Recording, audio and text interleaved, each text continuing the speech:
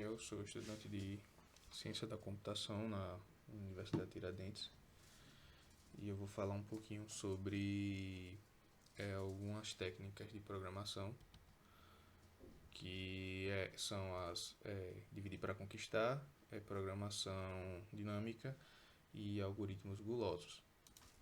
Dividir para conquistar é uma técnica que ela basicamente pega um problema grande, um problema geral, um problema base, e ele subdivide recursivamente em problemas menores. Então, geralmente ele vai pegar o problema geral, vai dividir no meio, ele vai ter um pivô no caso, né? Não exatamente no meio, ele vai solucionar um pivô a depender do algoritmo, e desse pivô ele vai separar uma porção do problema, vai solucionar e depois ele vai escolher outro pivô usando algum parâmetro específico. Ele vai selecionar outro pivô, vai dividir o restante da outra porção, vai subdividir a restante da porção, vai solucionar e assim sucessivamente.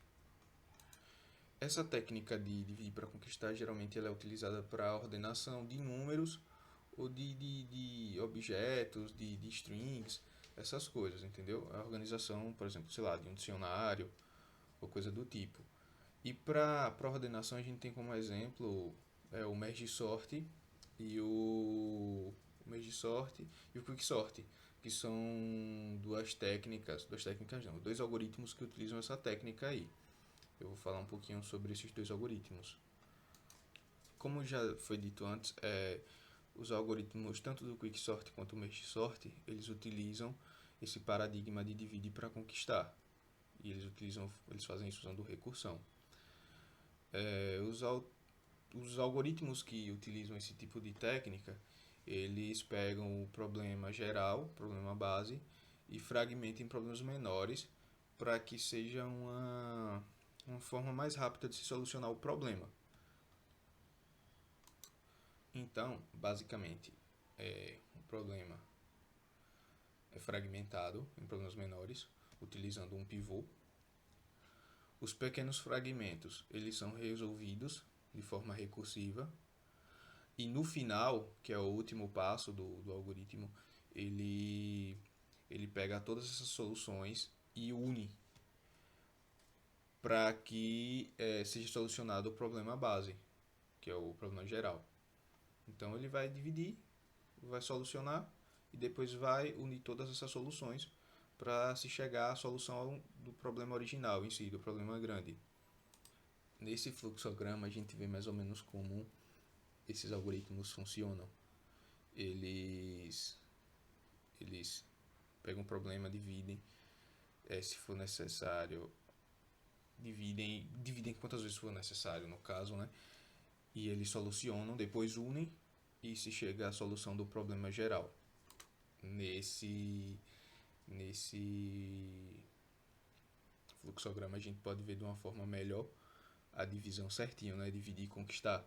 Porque no primeiro nível você tem a divisão de como funciona. Inclusive você pode ter um subproblema e gerar um outro subproblema. Então você vai ter vários infinitos, teoricamente, né? Infinitos não existem, mas você vai ter vários micro probleminhas e você vai solucionar todos esses micro probleminhas e vai ter várias micro soluções e no final das contas você vai juntar tudo e vai ter a solução do seu problema aí. Então basicamente é assim que funciona um problema de dividir para conquistar. Aqui eu vou falar um pouquinho sobre a complexidade desses dois algoritmos específicos, tanto o merge sort quanto o quicksort. O merge sort ele tem um tempo de execução de n log n em todas as situações. Então não importa se é caso médio, se é caso mais complicado ou caso mais fácil, mas todos vão ter esse tempo de execução aí. Já no quicksort, o caso médio, a gente vai ter n log n. No caso, n log n para o melhor e para o caso médio. Já no pior caso, a gente vai ter O de n ao quadrado. Então, por exemplo, para organizar uma determinada quantidade de números. Talvez a gente, no pior caso, aí, no algoritmo ruim, a gente tem um tempo consideravelmente alto para a solução disso.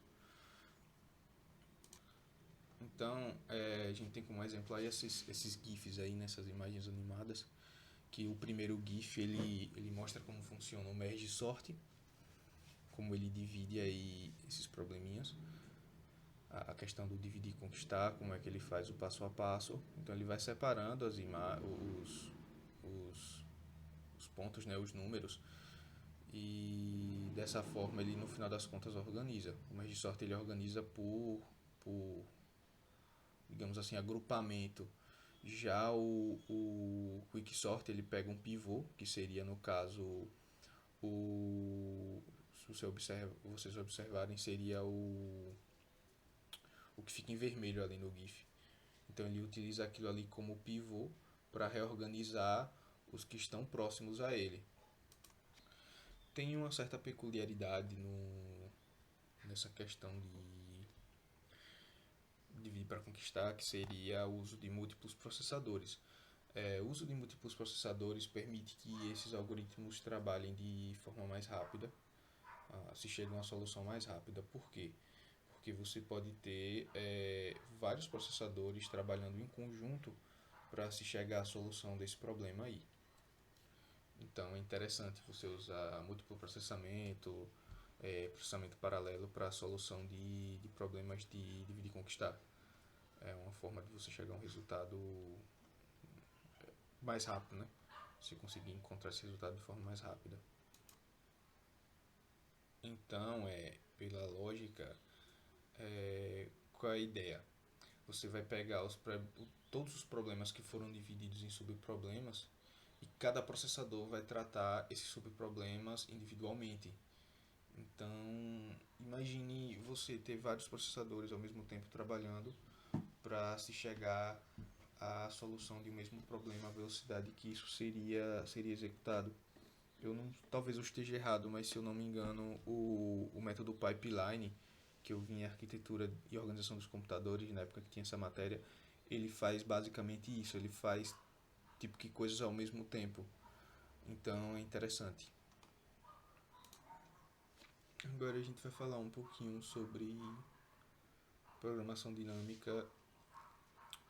Programação dinâmica, basicamente, eu acho que tive dificuldade em encontrar o material. Eu achei meio nebuloso, tive um pouco de dificuldade, mas eu vou falar um pouquinho sobre ele. Então, basicamente, programação dinâmica, a ideia de programação dinâmica é você utilizar como base uma solução já otimizada, já existente, para que você evite que se recalcule, se tente solucionar um problema similar. É meio que você tentar recriar rodas. Se você já tem a resolução daquilo, por que você vai tentar recriar? Então, a ideia de programação dinâmica seria essa: é você criar resolução de problemas, solucionar problemas, né, utilizando uma solução otimizada já existente. Então, basicamente é isso. Em programação dinâmica, a gente tem duas técnicas dentro da programação dinâmica, que seria um bottom-up, que utiliza uma abordagem recursiva em cima do problema, onde os valores que você já calculou, eles são armazenados em memória. E o top-down, ele utiliza, ele pega problemas sobrepostos, entendeu? É um problema que leva ao outro, ele vai solucionando dessa forma. E conforme o progresso dessa solução vai crescendo, a complexidade do algoritmo também vai aumentando, né? A complexidade de solução do algoritmo aumenta conforme o progresso dele. Porém, ambas as técnicas elas utilizam o mesmo tempo assintótico, o mesmo tempo que tem para um tem para o outro, segundo o que eu encontrei, né? Então, segundo Cormin aí, ele diz que a memorização é uma técnica de programação dinâmica que nos permite ter o ganho de eficiência da programação dinâmica, mantendo uma abordagem top-down. Então, a ideia geral, né, é memorizar memorizar o que você já fez, para você não ter que fazer de novo. Então eu vou mostrar aqui um pouco à frente, explicar um pouquinho uma árvore, né? Utilizando como exemplo uma árvore e aplicando essa técnica aí. Por exemplo, a gente tem essa árvore aí e digamos que se fosse pra gente essa árvore está dividida em grupos, certo? Em agrupamentos. Então, se você já calculou, por exemplo, a subárvore F4 suas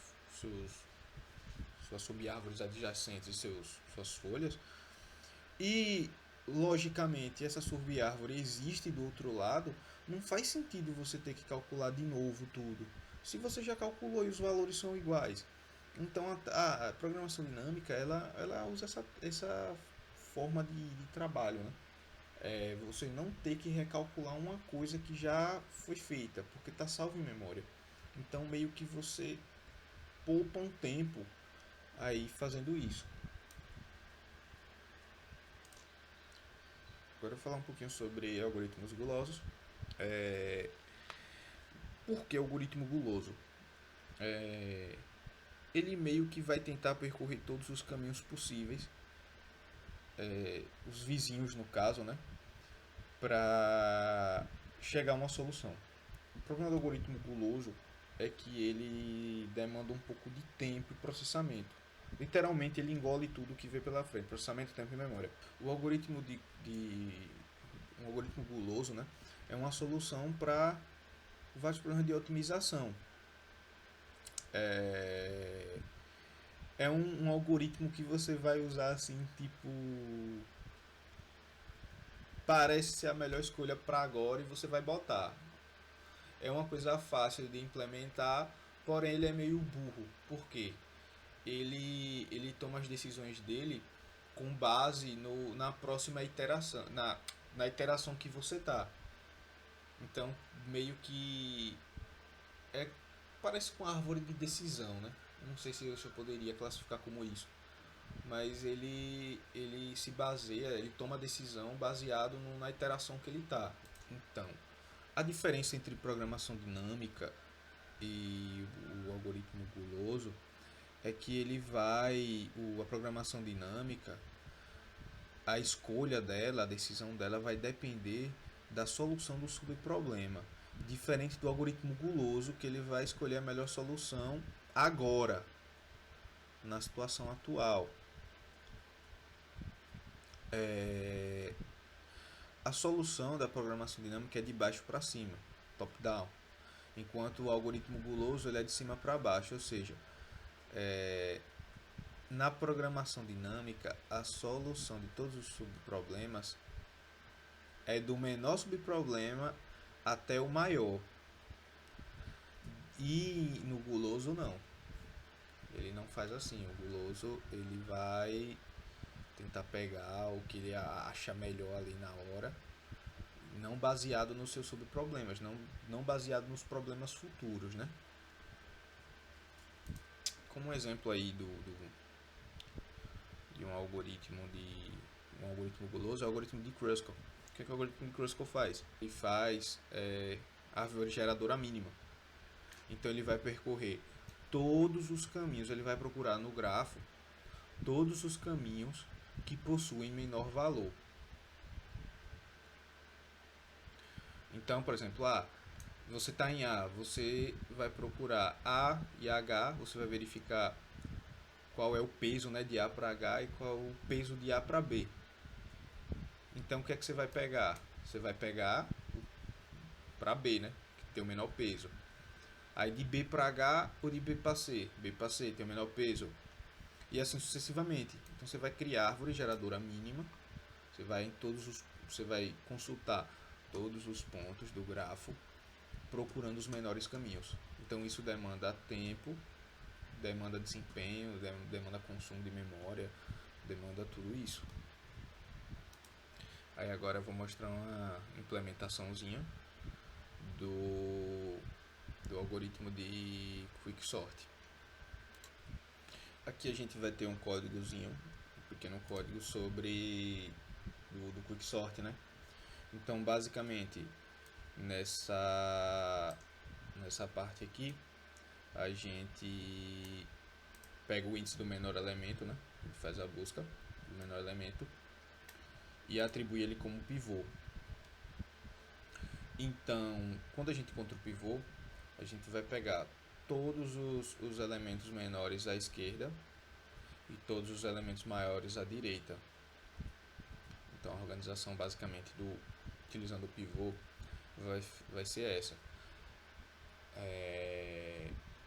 Se o elemento atual, no caso, que a gente já selecionou o pivô, né? Então a gente vai fazer a busca dos outros elementos, dos elementos restantes. Se o elemento for menor ou igual ao pivô, a gente vai colocar esse elemento à esquerda do nosso pivô.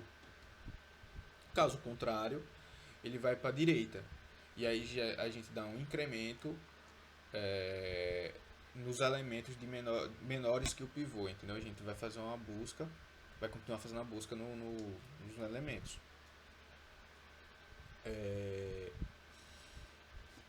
Então aqui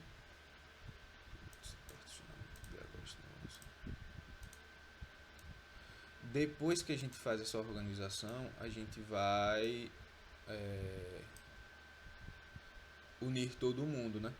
Porque como a gente faz por pedaço, partições, então a gente vai unir todo mundo. Nessa segunda parte aqui, como são várias partições, a gente separou por várias partições, então a gente vai ter que ter um valor inicial dessa partição e um valor final, sendo o elemento, o low seria o menor elemento e o high seria o maior elemento, seria o último valor do índice dessa partição que a gente fez, desse agrupamento. Depois a gente que classificar essas partições, que organizar, a gente vai unir todo mundo e vai listar essa lista, né, que a gente queria que fosse ordenada, porque aqui no array, nesses valores que a gente dá de entrada, a gente tem os valores totalmente desorganizados. Então, por exemplo, se eu botar aqui 50, opa, estava desligado meu unlock, 50, sei lá, 15 aqui, seriam, colocar esses valores, então ele vai fazer essa busca, vai pegar o menor valor, que seria esse, e vai colocar o maior valor no caso, né? E vai pegar todos os valores menores que ele e vai colocar à esquerda. Então a gente vai jogar para cá o 15, vai jogar o 10, vai jogar o 5 e assim sucessivamente. Depois disso, aí a gente vai pegar o menor depois dele.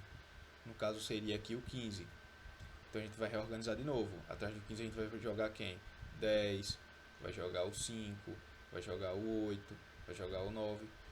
Até tipo conseguir ordenar tudo, juntar todo esse agrupamento, esses agrupamentos e fazer juntar tudo e dar o resultado. Então basicamente é isso aqui que o Quicksort faz, do menor para o maior. E também tem do maior para o menor, é só inverter a situação. Então é isso aí.